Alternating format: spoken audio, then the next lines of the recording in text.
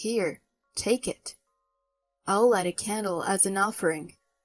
My husband carelessly threw over a nickel. I was so tired of him that I couldn't bring myself to do anything. "Since your mother never did anything to help us, 5 cents for the candle I'm lighting for her is enough, don't you think?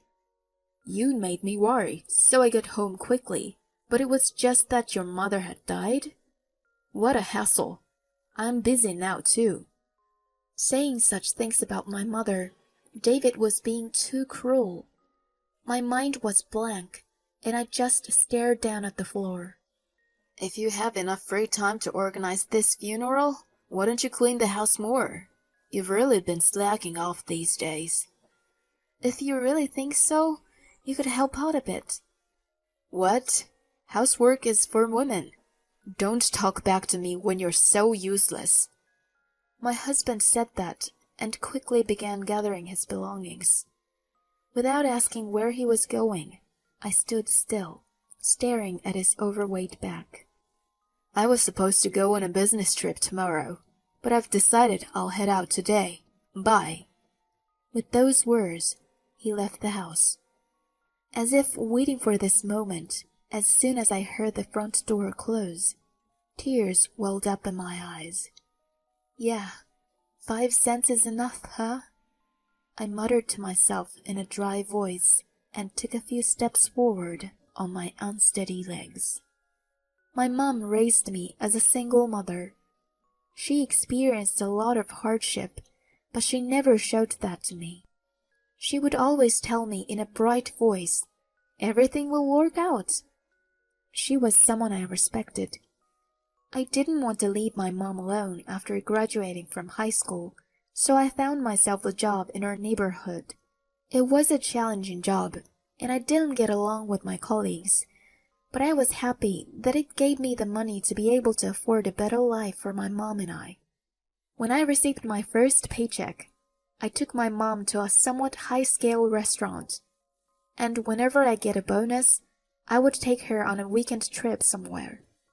I was single for a while and wasn't interested in romance, but since I didn't really want to get married, I wasn't stressed out about it. I thought to myself that living with my mom like this forever wouldn't be too bad. But then something happened. "Hey, Sienna, what will you do about getting married?" "Why are you asking out of nowhere? I am still in my 20s, so I haven't thought much about it." "You can't think like that. When I was your age, you married Dad, right? You've said this to me before." Usually, this type of conversation would end once my mom brings up my deceased dad, but this day was different. My mom stopped what she was doing and looked up at the ceiling with a lonely and sad look on her face. "Sometimes I worry about how you'll be alone after I die." When she said that, it felt like my heart froze. It's not that I haven't thought about it before. Especially recently, I have been noticing how her hair has become whiter than before, and have thought to myself that she has definitely gotten older. I looked over at my mom. 5 years ago, she didn't have such wrinkles around her eyes. "Sienna, think about getting married, okay? I'm getting so worried about you that I won't be able to join your father in heaven." "Don't say things like that." Hearing my mom say that, I felt like crying. So that she wouldn't see me, I left the living room to make myself tea. Wiping the tears in my eyes, I turned on the kettle. As I was waiting for the water to boil, I took out my phone and opened up a dating site some of my friends use. The homepage said 90% of its users are satisfied and had many promises that I will meet the man of my dreams. The background of the site showed a happily newlywed couple. My mom will probably be relieved if I get married. I didn't really care about marriage, but I wanted to make my mom happy. That same day, I made a profile on that dating site. Shortly after signing up, I met David. David worked as a manager at a company that makes medical equipment. Although he was a bit chubby, he looked like he took care of himself. He spoke professionally, and since he was interested in me, things between us progressed quickly. We met each other's parents and got married after dating for a year. I remember the day I moved out of my mom's house like it was yesterday. My mom stood at the front door, watching me drag out my huge suitcases. "You haven't forgotten anything? We already checked yesterday, didn't we? After we get our house together, come visit." "What are you saying? I'll leave you two alone for a while." As I was leaving, she grabbed my hand. She pulled me in for a hug, and with a kind voice said, "Thank you, Sienna." "Mom, come on, get going now. David is waiting, isn't he?" My mom smiled brightly, and I left our home. It was hard for me to leave. I knew that I shouldn't overreact, since it was not like I was saying goodbye to my mom forever. But it finally hit me that I was leaving my mom alone. Will I be able to enjoy my married life like this? Concerned, I headed over to my new home. But unexpectedly, I enjoyed my life with David a lot. We would watch movies together late at night, cook together on the weekends.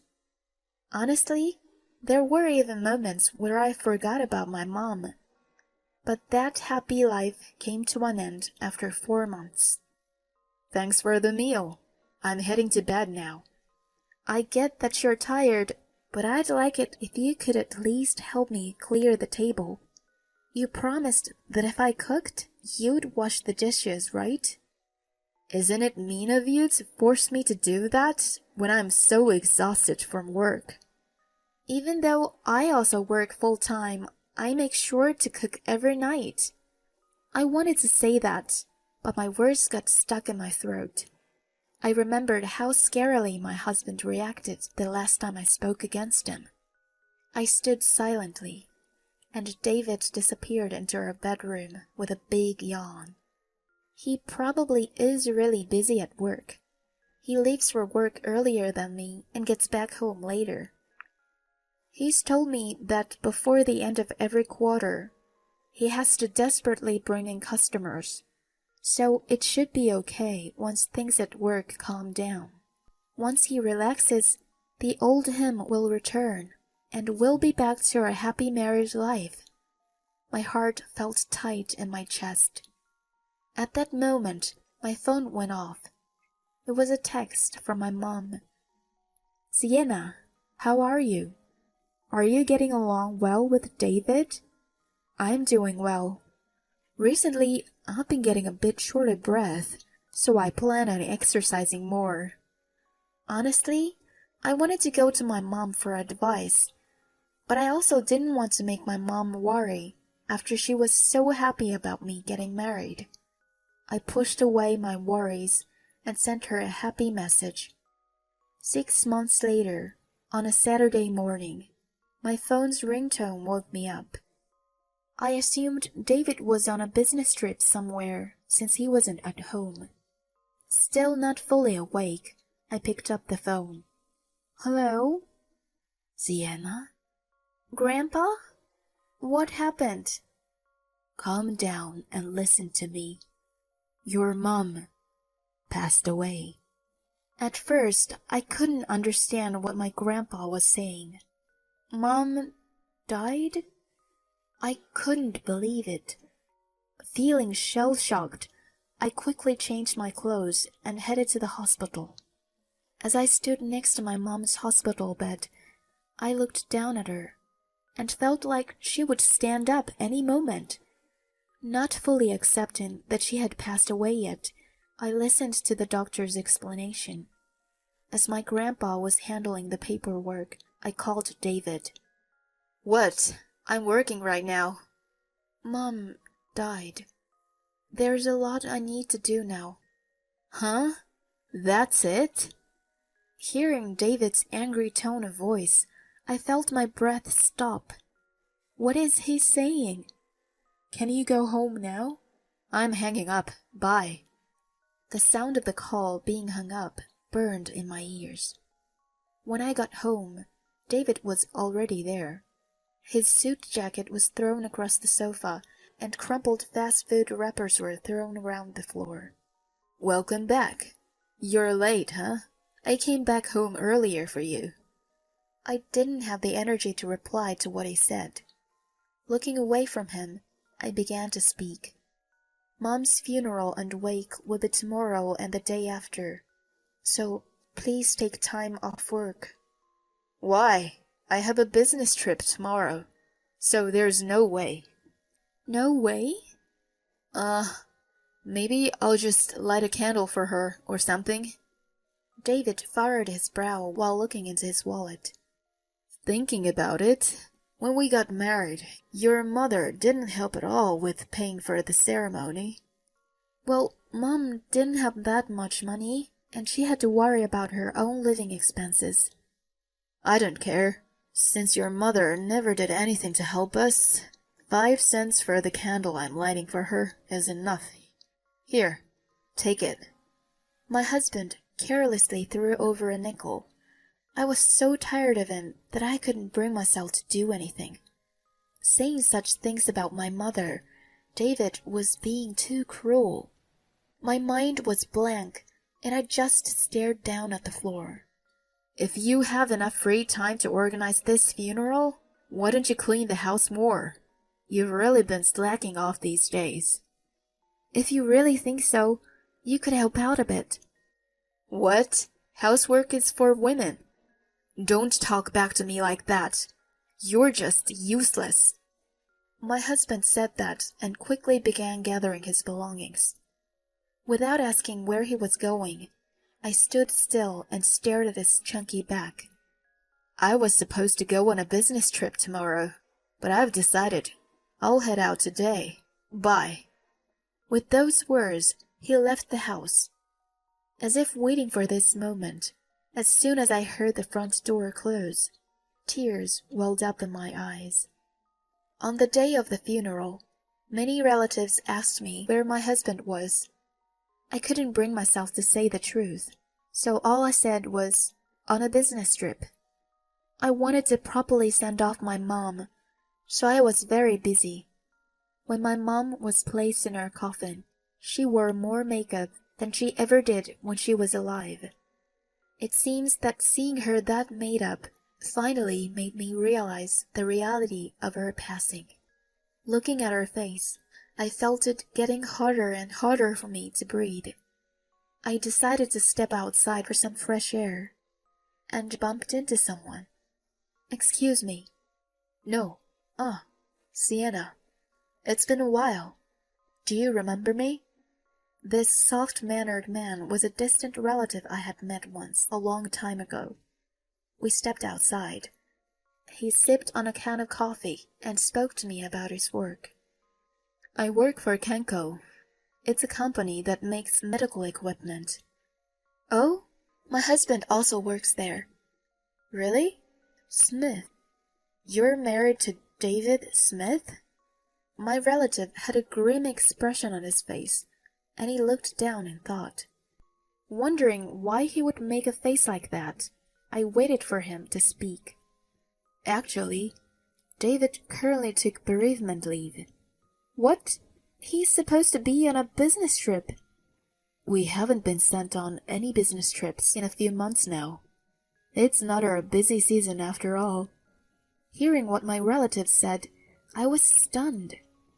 So, David was fooling me the whole time? I called David, and he picked up the phone with a sluggish voice. I put the call on speakerphone so that my relative could listen in as well. What? Didn't I tell you I'm on a business trip? David, what are you doing?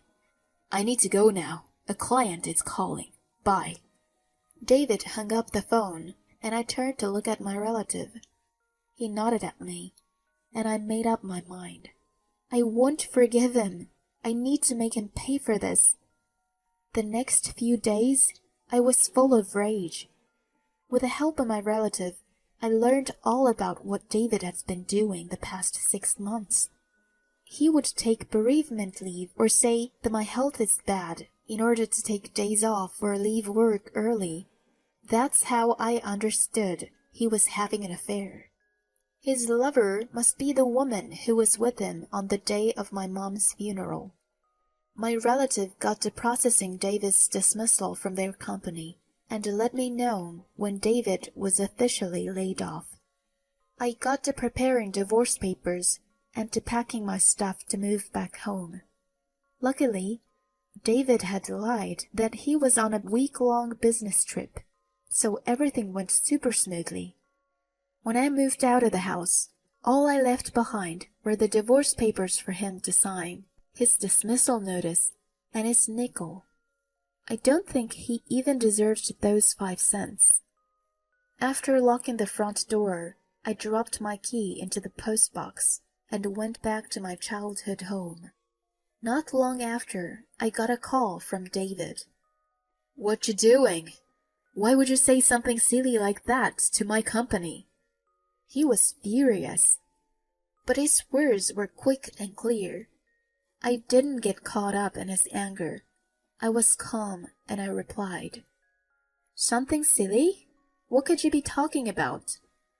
"You know what I'm talking about. You even printed out my dismissal notice." "Are you trying to make fun of me? I will sue you." "Go ahead. I have the receipts from your trip to the Love Make Hotel." I heard David take in a sharp breath. I continued, "And the receipts from the cafe you took her to, and for the makeup you bought her. If you sue me, you're going to be the one in trouble in the end." Understanding that he can't win, David spoke in a tight voice. "My bad." "What?" "I won't sue you. I will sign the divorce papers. So, forgive me." I wanted to curse him out, but seeing a photo of my mom on the wall, I stopped myself. It was a photo my mom and I took together on my 20th birthday. She had a dazzling smile.